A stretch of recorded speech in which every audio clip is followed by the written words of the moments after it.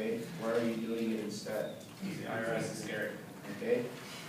And also in many cases don't give you a choice, you know, they're just sucking it out of your paycheck anyways.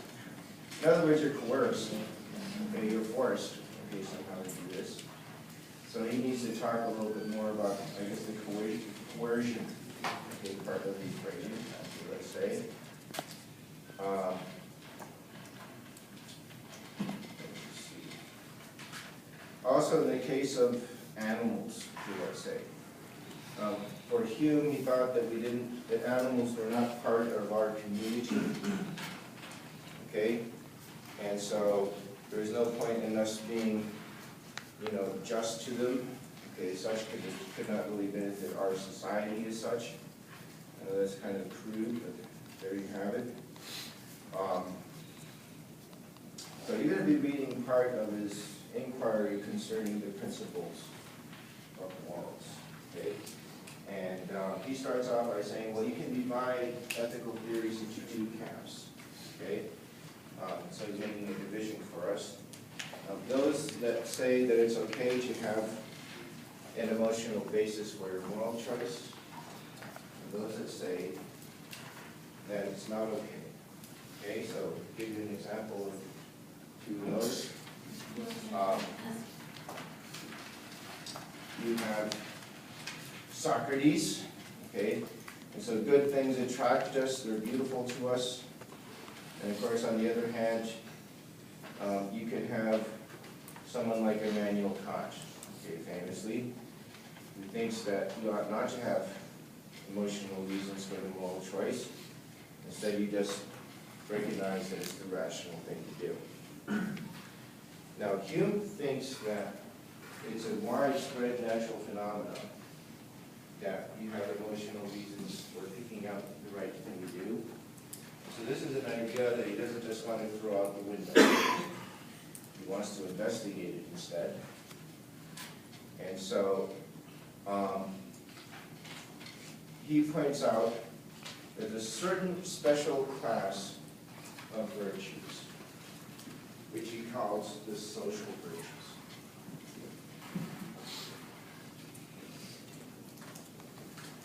Okay? And the social virtues are things like good-natured, sociable, humane, merciful, generous, and friendly. Okay? They're not like the other virtues like being strong or beautiful or brave or rich. Okay? These are social virtues. He says, well, it doesn't matter what culture you're talking about. If there's someone who has a lot of these kinds of virtues, they're highly esteemed. Social? Like social virtues, okay? Friendly, kindly, humane, grateful, merciful, okay, stuff like that. He says, well, it's possible, you know, if you have a rich person or a strong person or a brave person, it's very easy to hate such a person. Okay? But if somebody has the social virtues, it's a lot more difficult to hate them. And he said, well, the reason why these kinds of virtues are universally esteemed, okay, is because these people are very useful to the rest of us. Okay? And he says, well, it's pretty obvious that we can figure out what is useful to us. Okay? But this is not just a clinical determination. Okay, we certainly have feelings that go with this. And it's natural for us to have these feelings. Okay, the useful thing attracts us, the useful thing repels us. And of course he talks about abandoned fields, I guess filled with rats and so on and so forth, and says we don't like rats. If we're looking at a beautifully grown cornfield, I guess we're attracted to that kind of thing.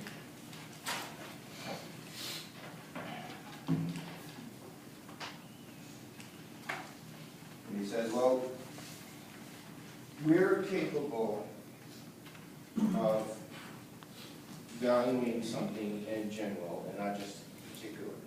If you're valuing something just in particular, then you're just saying how it's going to be good for you. If you value it in general, you're going to just recognize that it's valuable even if it isn't valuable to you. Okay? So you could be walking down the street and looking at this really well-made house and say, oh, this is a really well-made house, and be emotionally affected by this, even though you understand that you're never going to live there yourself. You can also admire the good qualities in someone who can never do you any good, okay, like a Mother Teresa or a Gandhi. You can even value the good qualities in an enemy, okay, somebody who is out to get you, if you like. And you can recognize, the good things in them, that they're good providers for their family, they're good to their friends, they're honest, and so on and so forth. And I don't know, even that they're very good at coming and killing you. So, can somebody tell me what a convention is? Go ahead. It's a manner in which to do something. Can you give me some examples of conventions? Brushing your teeth, wearing clothes. Okay, wearing clothes, certain clothes. Okay. Do moral conventions exist or not? Okay. Can you give me an example of a moral convention? Open the door for someone. Okay, be nice to them. What about a legal convention?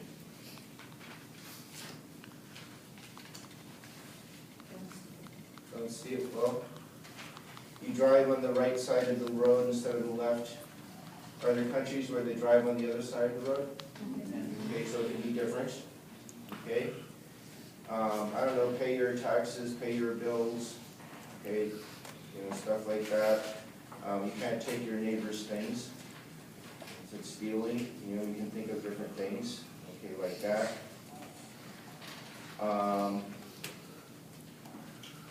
In the case of moral feelings about something, okay, for him, how can we tell what is moral and immoral for a particular culture?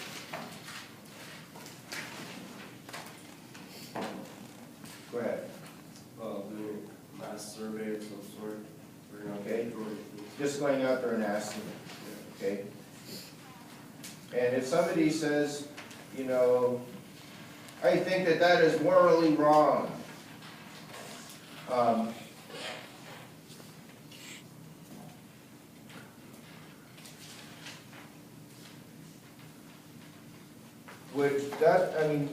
would that be true or not true? Sure. Sorry? Feelings are always right. Feelings are always right. Okay? Now you could say that in the expression of the feeling that that person has. Okay?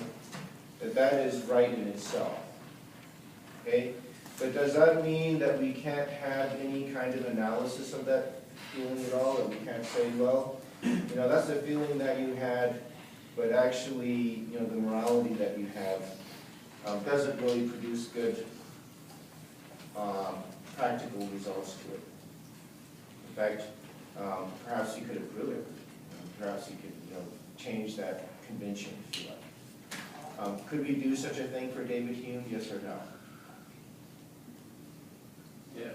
Yes, you can. Okay, so he's not just being completely relative about this. Okay, I think you had this French guy, was it Michael Foucault, who basically came out and said, "Oh, it's just whatever they feel about it, I guess, and that's it," type of thing.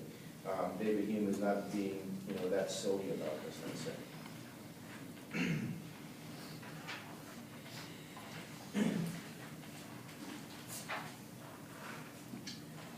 we're gonna switch then to Joseph Butler. Okay? And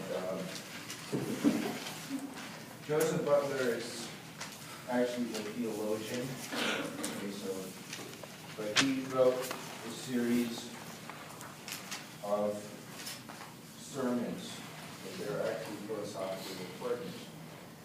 And so you have Butler, and these people are more or less, same time period as, let's say, 17th, 18th centuries. Okay, so you have Joseph Butler. He was a preacher at Oxford University. Okay, and so he got to, interact and mix with a bunch of philosophers and scientists and so on and so forth. And he's reacting to a particular idea that is a pretty popular idea, I think. Okay, and one that if you ask people in the street about it, they have a tendency to agree with it.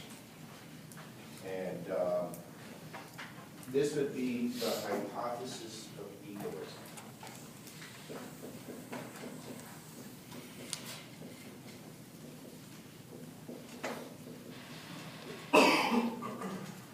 Okay, and he wants to attack this idea. Hypothesis of egoism is the idea that self-interest is the motivation, is the primary motivation that we have, if you like. It's the seed of all of our other motivations. So if you want to figure out why this person did a particular thing, you're going to be able to somehow analyze it and reduce it to self-interest. Sort of our primary motivation. And it also turns out that you can turn this into a recipe for happiness, if you like. By being self-interested, you will obtain what you want, and therefore you will be happy. Okay? So Butler wants to go after this idea. And what he does is that he says, well, we have desires for all kinds of things. Different people want different things. Okay? And basically, in terms of what we want, they all reduce to particular things. There are particular things that we want. Okay? Some people want chocolate. Some other people want Venetian vacations. Some other people, want to work on their car or on their gardens or whatever it is. Okay?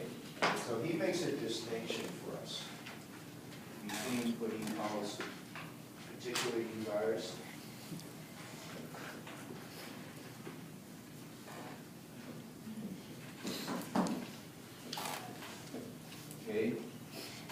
and general desires.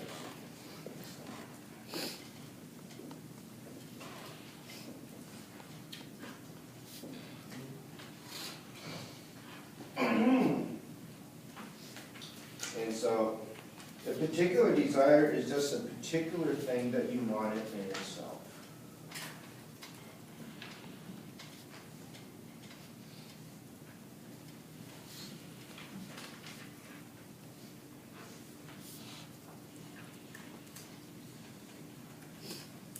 A general desire, on the other hand, is some kind of a means to an end. Okay? It's something that you're using to obtain something else, if you like.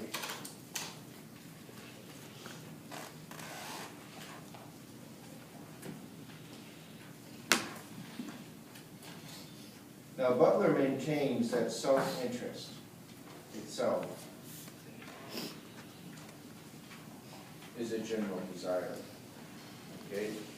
It's a very high-level general desire. In fact, it's a very vague one.